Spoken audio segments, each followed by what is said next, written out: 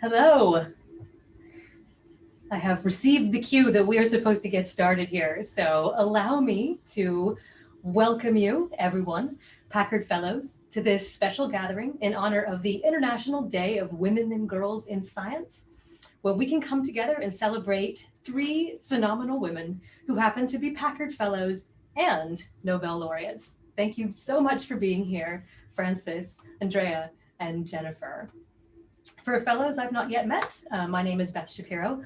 I'm a 2010 fellow and professor of ecology and evolutionary biology at UC Santa Cruz, as well as a Howard Hughes Medical Institute investigator, and I am going to be your host for the next 45 minutes. Of course, this is not a lot of time, and we are extremely grateful that the schedules, in particular of our three honored guests here, have aligned to allow us to do this today. So our plan is simple. Each Nobel laureate will share brief remarks and reflections, and then we're going to move into a short question and answer session. These are questions that you all have submitted that I have selected from among and that I will pose to our guests as time allows. I could spend all day sharing the bios of these three exceptional women scientists, but with this audience, I'm fairly sure that you already know enough about them. So I will just turn it over to them. I imagine you're quite eager to hear from them. So shall we get started? Andrea, can I first turn it to you? Andrea. Sure. Thanks, Beth. It's a pleasure to be here and to start this reflection process. So let me just start off by thanking the Packard Foundation for doing this.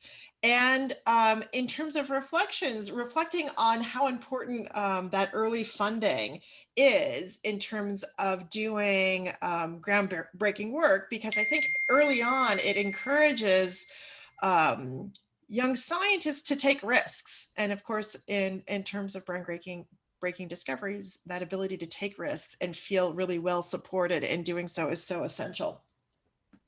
The second reflection I thought I would make in all of this is the importance of identifying one's authentic passions to focus your work and your priorities. I think in academia, academia is such an interesting place to do research, but it also comes with the interesting aspect that we are asked to do a lot of different things. In other words, there seems to be no bounds to what you can be asked to do. So I found that in terms of keeping my research on track, as well as just understanding what I'm doing with my career, that it's really useful to kind of check in with yourself every 5 or so years. In some sense, it's almost like doing a strategic plan on yourself. And the three questions that I really like to check in with myself about are, what is it that I really love doing, and to continue to do that? What direction do I want to grow in? In other words, what areas do I want to take those risks and learn something new or try something new? And then the last, but not least, is how do I help the next generation take those, go through that process of identifying what they really are passionate about, and enabling them also to take the risks to discover what their true potential.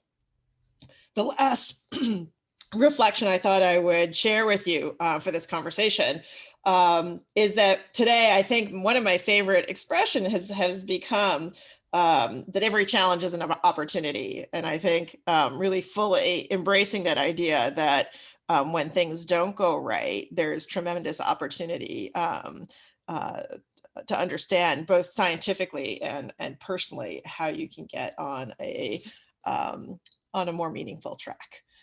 So with that, I think I will pass the baton back to Beth. Thank you so much. All right, some great advice to start off with. I think we're going to dig into that a little bit more deeply when we get to the question and answer session, so be prepared. All right. I say next we're going to pass the baton for some reflections from Frances Collins. Frances? Frances Frances Arnold. Yeah, I love Francis Collins too. Francis, this is the Zoom life. I'm really sorry about that. I've screwed it up already. We just started. Well, first of all, I just want to say hello to all the Packard Fellows who are tuning in.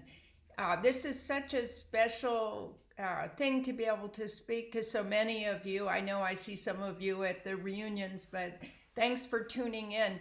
And it's such a special event. If you think about it, this whole program was only started a little over 30 years ago. And already we have four Nobel laureates and many other leaders in science among this group. I think as chairman of the selection committee, I think it points out how good we are at selecting, but no, it's all about you all. And I just want to congratulate all of you, and especially Andrea and Jennifer, our newest Nobel laureates. So it's a pleasure to be here. As you know, I've been involved with the Packard Foundation for many years now, and my new job at the White House will mean that I have to step down from the chairing the selection committee, but I just can't give it up. So I hope to see you at reunions. You've heard my story before, I think, but I'll just give you a few reflections on how hard it was. Some of you are new professors. It's really hard to do science at the highest levels, and the support that we got from the foundation really made a big difference.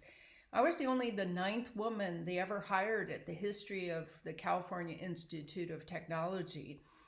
As an engineer, I was the only engineer, and I set out this big, audacious, ridiculous goal that was to build new and better proteins, better than what nature had provided.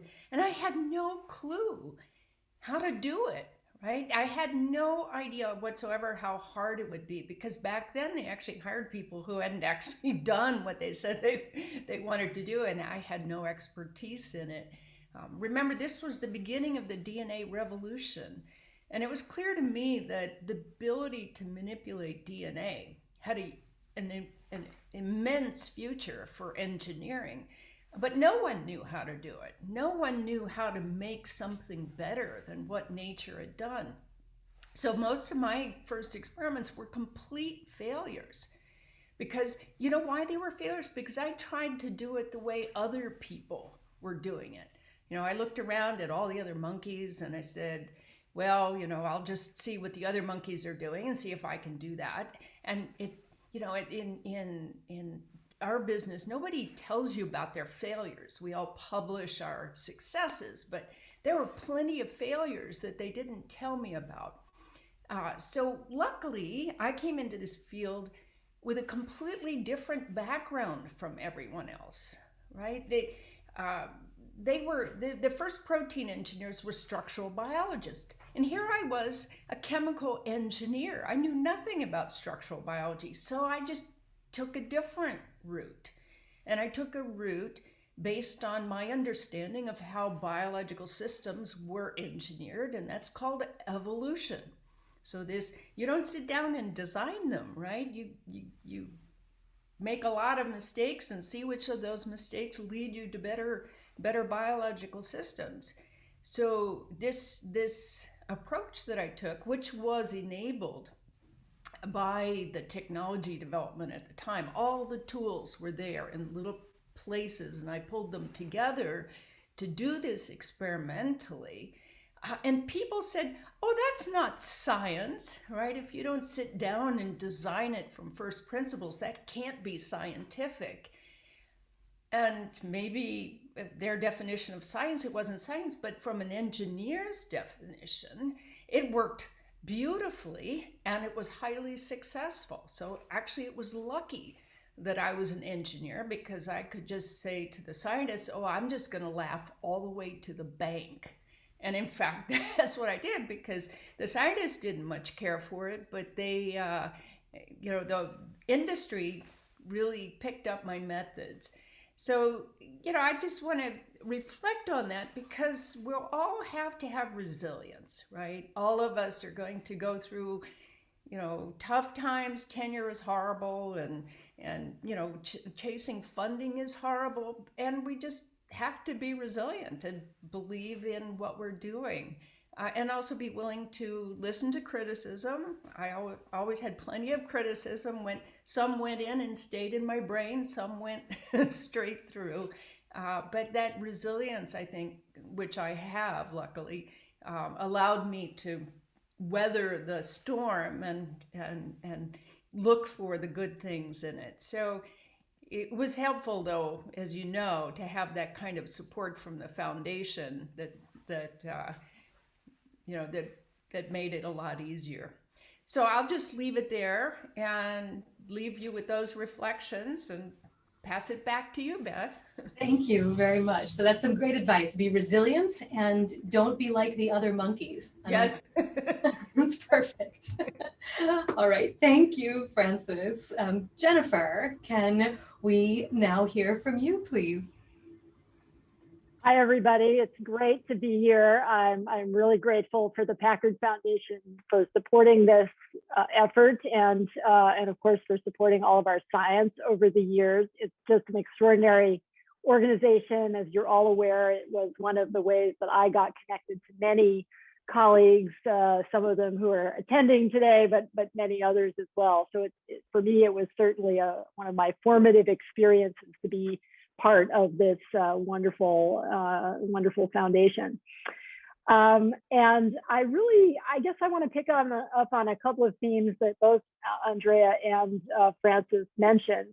And the first is just that, having the kind of unrestricted support that the Packard provides, for me certainly was critical. And I'm also fortunate to have support now from the Howard Hughes Medical Institute, which takes a similar approach of saying, let's give people a little bit of opportunity to try crazy stuff and give them a chance to do something that maybe wouldn't initially attract support because nobody knows where it's going. And in my experience, and I'll come back to this briefly in a few minutes, but that's actually been for me over and over in my career has been the way that I've done the work that I'm in a way most proud of and most excited about. So huge shout out to the Packard, and I encourage all of you to support this organization and also look for other ways to encourage the kind of support that we're fortunate to receive here for other scientists, especially our junior colleagues that are coming up through the ranks and can really benefit from this sort of organization. My second reflection is on this idea of resilience and risk taking, which both Andrea and Frances touched on as well. But I think it's such an important point to make. So I want to just share a couple of thoughts that I've had about this over the years. So first of all, I think that for all of us as scientists, we sort of have ingrained in our DNA the idea that we're going to have to deal with a lot of failure, because that's how experimental science really is. Most experiments don't work, most ideas don't pan out, and even when they do, they often go in directions that we can't predict. So I think that's just kind of the nature of science, and you kind of got to love it. If you don't love it, you're probably in the wrong profession, and you're probably not here because I think all of us are familiar with this. And but beyond that, I still remember a story from when I was in a postdoc, and I had a colleague, a friend of mine in the lab who was a fellow postdoc of mine, who was had spent several months making a compound that was needed for their project. And on the very last, it was a kind of a organic synthesis kind of thing. And on the very last step of the project, there happened to be a star crack that they didn't notice in the flask that they were using on a lyophilizer, and the flask imploded and the sample went poof. And there was like 6 months of really hard work that just had basically been sort of vaporized into the lab. And well, you can imagine there were a few swear words running around, and there were lots of condolences from those of us in the lab. I went home thinking, wow, boy, what would I do if I were in that situation? I don't know. I might be tempted to quit, or I might be tempted to like go on vacation for a month or something. But I came into the lab the next day, and my colleague was already there, already in a goggles and a lab coat and working at the hood. And I said, "What are you doing?" And they said, starting again, starting making compound again. And I thought, that is a real scientist. I mean, that is really what it takes. And I thought back to that story many times since then, when my version of that story has happened in my own experience, and you have to just pull yourself together and pick yourself up and get back to it. So, I think that's so critical to have that kind of, and somebody was asking me recently, what do I do to manage my own, we all have disappointments, failures, frustrations, rejected papers or grants or whatever it is. And, and I guess I always come back to the sort of the fundamentals for me, which are just my passion for science.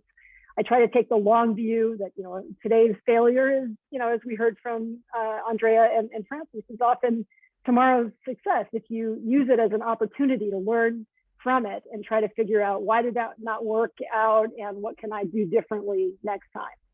And then my final thought is again, sort of reflecting on my career so far. I think that the work that I'm proudest of is work that has either been conducted by people that, sort of came to it from a little bit from left field, somebody that you might not have, picked initially as the person to lead the project, but they step up and they do something, really amazing or extraordinary, as well as picking projects that are kind of unpopular, and I can think of 3 examples in my career. So when I was starting my faculty position in '94, and work that I got that was supported in part by the Packard Foundation actually was to start looking at molecular structures of RNA, large RNA molecules. And although it might sound strange now, back in those days, nobody thought that could really be done. There were a lot of people, very, very senior people in my field, who were telling me kind of privately, you really ought to do something else. But I'm a very stubborn person. I wanted to do it, and I just stuck with it. And that turned out to be a very interesting, very, very exciting area of science that kind of opened up, and we were able to do not only a lot of our own structural biology, but attract a lot of other people to the field and sort of do some of the original methods development that enabled things like the structure of the ribosomes to be determined a few years later and things like that. So that was one. The second one for me was, well, I guess going back to my graduate work and kind of working on, in my time as a grad student, a lot of people wanted to work on transcription factors. That was kind of the hot thing to do, in kind of the mid to late 80s. And I ended up doing something really different. I went to work for somebody who was interested in studying the origin of life. And so a lot of my classmates were like, how do you do that? How do you do an experiment on that? And I had no idea, but I knew that my advisor was kind of a genius. And, I was just really struck by the profound nature of a question like that, and how might you devise experiments in a laboratory to get at, aspects of that question. And, that ended up, again, leading to some very interesting, very unpredictable and unexpected work that, that in many ways laid the foundation for what I would do much later when I got interested in CRISPR, which is, again, my third example of something where I heard about this. It was predicted to be an RNA-based bacterial adaptive immune system. It sounded kind of nuts. And I started, working on it just with a couple of people in my laboratory. And, one thing led to another. And, I in those early days, giving seminars on my work, people would always look at me a bit quizzically, like, you're working on what? Why are you doing that? But I felt I was passionate about it. I wanted to understand it. I thought the evolution of this could tell us something very interesting and potentially very fundamental about the way cells deal with foreign DNA. And, that line of work ended up, going in directions I could have never predicted. And it's turned into a obviously very interesting area in its own right now. So those are my reflections, and I'm going to turn it back to Beth. All right, thank you. So some stories about resilience and risk taking. It reminds me a little bit of sitting at the Packard Foundation annual meetings where everybody is talking about resilience and risk taking. And I think this is really fantastic to show that all of us can be as successful. No, probably not, as these three women. But anyway, let's turn to question and answers. We got a ton of questions from the fellows. We were preparing for this. And if you want to, you can all three turn on your videos so that we're all sort of having a conversation here. That's totally fine. I will ask questions specifically to each of you, but you're welcome to chime in on answers to the other ones. Today is, of course, the International Day to celebrate women and girls in science. So I thought we should begin with a question about women in science. When I was a senior in college, having interviews for postgrad scholarships, one of the questions that I was asked was whether I, as a woman, felt like I had a particular role to play in support of other women in science. At the time, I brushed the question off a bit, commenting that a lack of women in senior scientific positions was a demographic problem that was on its way to fixing itself.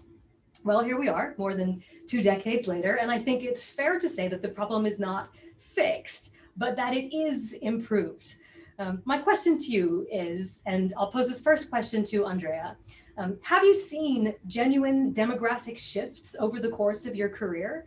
And since the three of you here are today, having all just recently won the Nobel Prize, it seems there have been some shifts.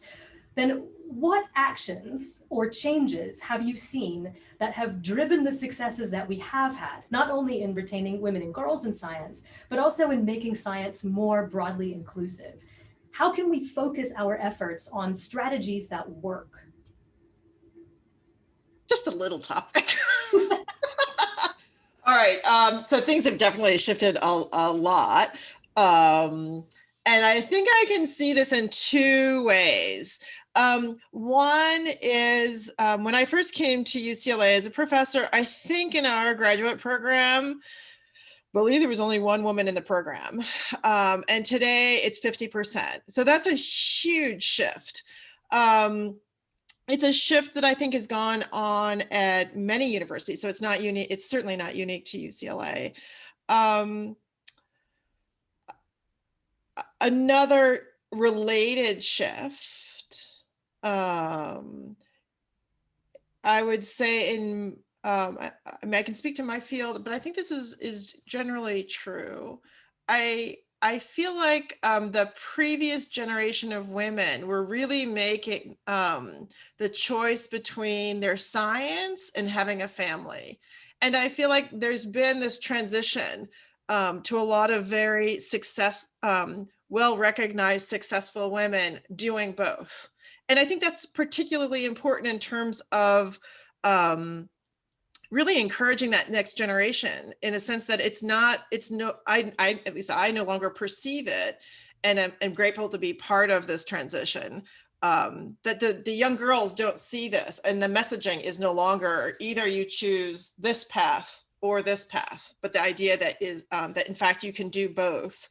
So is it a change in messaging, or is there something that's happened? Are there any particular actions that have been taken either by universities or by society? This is a hard topic. It is a really hard topic. And I mean, I think daycare is so essential actually in all of this, to have really wonderful university-based daycare systems. In fact, I'm a huge advocate for this. And I'm really grateful actually that the Packard Foundation enables, at least at the time that I assume that this is still true, that you could take some of the Packard to help support daycare, because it's expensive at a time when you probably don't have the same income that you have later in life. And one of the things that, I mean, I think it's incredibly important, but it's also part of that community building that happens. So I found that for me, being part of that community not only took care of my kids in a way that made it easy for me to do my job, but it also put me in touch with a community of people who were trying to figure out the same problems of how do you do this balancing act. And that's very powerful. And then the other piece of this, and I think this is also true at many universities, is that daycare, well, it's competitive. I used to say it was harder to get a daycare spot than tenure at UCLA. I think it actually probably is true. I think that's no longer true because it's, in fact, the spots have expanded. But it also connects the university in really interesting ways. So I found, here's a great example of the way this community became professionally really important to me. There was a time at which the big telescopes, like the 30-meter telescope, which UC and Caltech are involved in. So, all of our institutions, there was sort of we're continuing to examine this, but there was a time at which an upper administrator really forced us to take a deep look and justify our investment. And so I became the UCLA ambassador for the 30-meter telescope, and I had to go around to all these academic committees. I don't think I walked into a single committee where I didn't know somebody thanks to daycare. And that, it's interesting how there's so much power in, I guess what I've come to learn is, social capital. That becomes really important. And as scientists, at least I never thought about that early on. So that value and learning to use the thing that women are actually very good at, which is socially connecting. And being part of a community. And so as the demographics change, then the communities can grow naturally. So hopefully we are seeing a bit of this process. I'm going to change the subject a little bit. So we only have a short amount of time, so I'll move on to something else. But sticking on in terms of sitting on lots of committees, Frances Arnold, sorry about that again. In addition to your research and role in obviously pioneering directed evolution, you have more than 40 patents. You've founded and are on the board of large biotech companies. You're an advisor for a lot of scientific foundations, most importantly, the Packard Foundation, obviously. And I could go on. Given that you seem not to shy away from taking on new research and service roles, let me pose the first submitted question to you, which is really about how you balance all of this. How do you decide which requests for your time and expertise, and I'm sure that these are even more now than they were before you won the Nobel Prize, how do you decide which of these are worth your time and which are not? And here was a common question, do you have any advice for us about how to decline invitations to sit on committees and do other things? Well, actually, Jennifer is probably the expert at this because she's been in demand for many years. I just won the Nobel Prize in 2018, and that was the first time I got catapulted to, to the stratosphere of having gazillion invitations. Basically, you just have to kindly say no to almost everything, right? The first response is just, no, I can't do it. And then you can sort through and say, well, are there things that are that important to you, to me, right? That I really should do it. So if you just say no first and then list the yeses and don't take on more than you will enjoy or that you can do well. I unfortunately am probably have exceeded that level now, and especially with this new White House position. So I'm now stepping back from a number of roles. I think it's important to take care of oneself, right? To take care of ourselves. We are all asked to do far too much. I had 3 children. I know what my answer is. I'm not a perfectionist. That's another thing. A lot of us are perfectionists, and that's very harmful because you can't be perfect parent.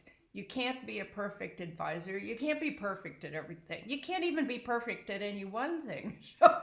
So I think I don't suffer from that. Thank you. That's great advice. Say no first. I like this. And don't be a perfectionist. Thanks for that. Jennifer, you are quoted in a 2015 article in New York Times as saying that your lab took on the project to discover how it is that bacteria recognize and chop up the genomes of invading viruses, of course, which we now know as the CRISPR system was, and the quote is, the most obscure thing you have ever worked on.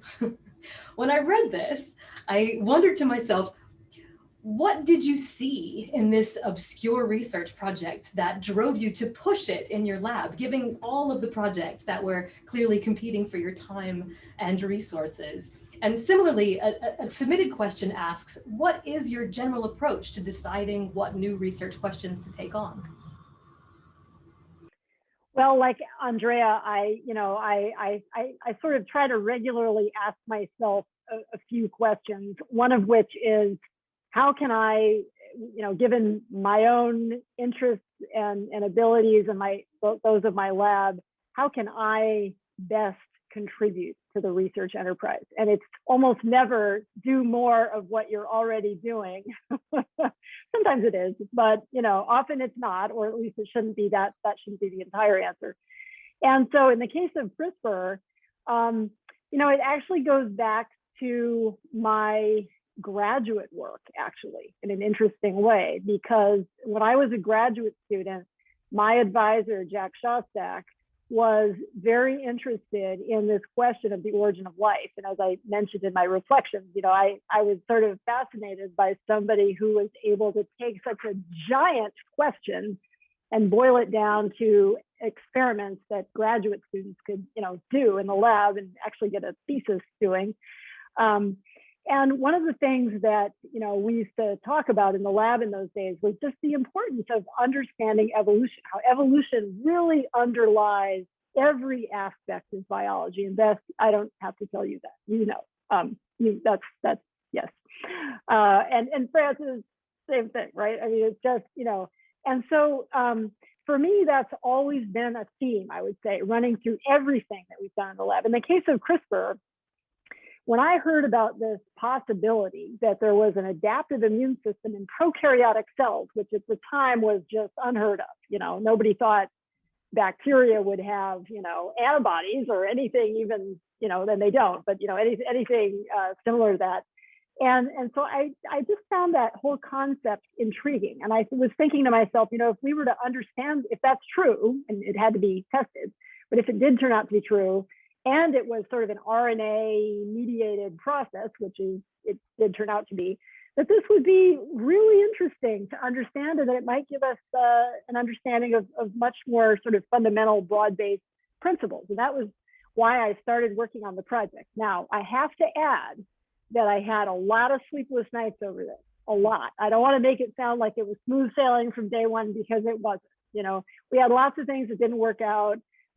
We had, I was coming up for my funding renewal, and I'm funded by, as you are, Beth, by the Howard Hughes Medical Institute. It's a medical institute, and I was thinking to myself, how am I going to justify working on this crazy little pet project of mine that nobody's ever heard of, but I'm using medical institute funding. Yikes!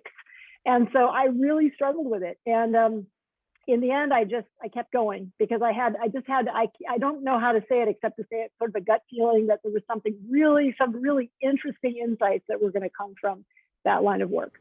So you just felt it. You knew that there was something in this. I hate to say it. It's kind of, I think I would ask Andrea and Francis too, but I suspect that for many scientists, a lot of decisions that we make, or at least some of them, do come down to that kind of gut, feeling that you have. Actually, I have to ask you though, what role did competition, when people, it rapidly became a big thing, did competition spur you to even greater heights?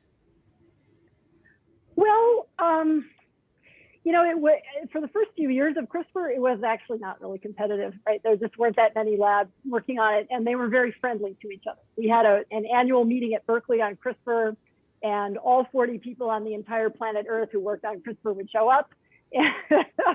And right, it was just, it was a very nice kind of little family feeling community.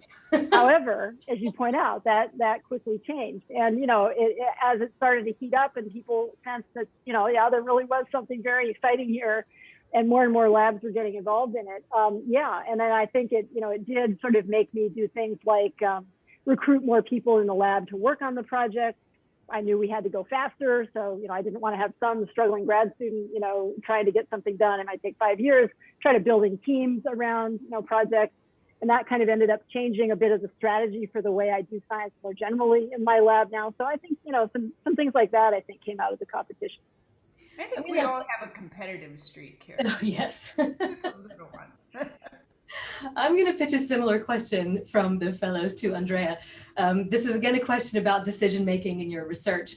I found a video on YouTube that featured you, in which you said that the art of being a good scientist is to have good taste in questions.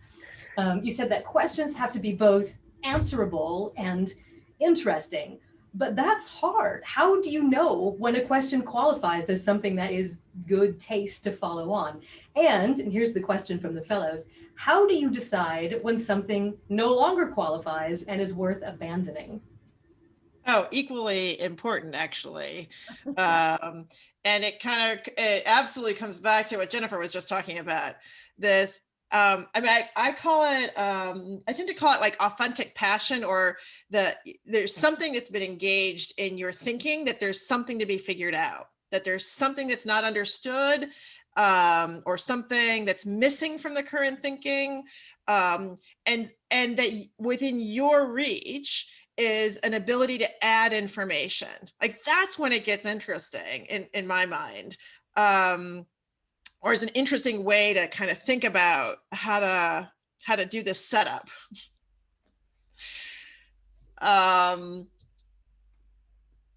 So how do you know when to abandon something? Yeah, when to abandon. When it just, when you beat your head against something and it just isn't, you no longer see the path forward. I mean, I think there's a difference between it's not working versus seeing the path forward.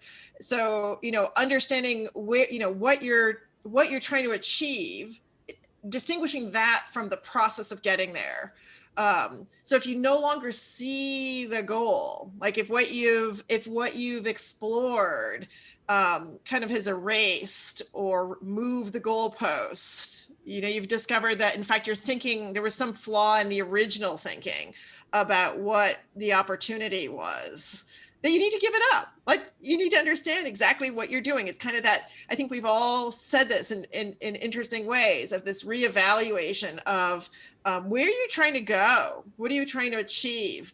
And that applying that, that thinking both to our passions in the research world, but also in our service world, of what is it that we're trying to impact, and also, as I think Frances said so nicely, what is our capacity? Where is it that you can make a difference?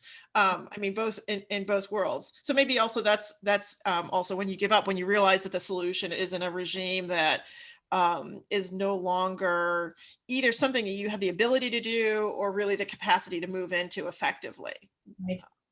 So I think I'll draw from that and move to one final question here. Oh, we have a Zoom bomber, I see, but I'm going to ask another question. Can I ask another question? No, you can't. My job is to interrupt these proceedings, and I note that I'm being interrupted by the folks with the chainsaw back behind me, so I'll do my best here. You don't have the gong? I have 3 points to deliver by Zoom Bomber, and I have to say this is a new role for me. First, it's to say congratulations to Frances, Andrea, and Jennifer on behalf of the foundation. I mean, no kidding, folks, we're proud of you. And it's just fun to see you recognized for the fantastic work you've done. My second task is to say thanks to Frances for chairing the selection panel for, I don't know, something like the last 7 years. Is that right, Frances? You all know that she is now serving as co-chair of the President's Council of Advisors on Science and Technology, PCAST. Now, I claim that Frances is well trained for this particular role, given her experience in managing the fractious Packard Fellows Selection Committee, a group that is not short on opinions and is not shy about sharing them. That's likely to be true for PCAST as well, and I'm pretty sure you're well equipped to deal with that. And my final point is to announce that we have succeeded in talking Richard Alley, a 1991 fellow, into serving as chair of the selection panel, and he'll do a fabulous job as well. So I hope that the next little while where you ought to get a chance to talk to Francis and Andrea and Jennifer will be as much fun for you as I bet it will be for them. And thank you all for joining us today. Thank you, Lynn. And thank you to Francis and Andrea and Jennifer again for your time. I'm sorry that I didn't get to ask my last round of questions. I was going to ask you something specifically about your role in PCAST, but I will have to follow you to your room in Gathertown to ask this question. So if anyone is wondering what to do next, you are to go back to Gathertown, and you will find that each of our 3 Nobel laureates has their own speaker's room. You can find a place around a table, and they will be brought from table to ask questions of groups individually, and they will be there until about 2:30. And after that, you guys can hang around and catch up with each other, and I will be there and try to find some of you that I am looking forward to catching up with as well. So thank you again. Please go back to Gathertown, and thank you, Francis and Andrea and Jennifer, for your time. Great to see you all. Thanks, Bye. Beth. Bye.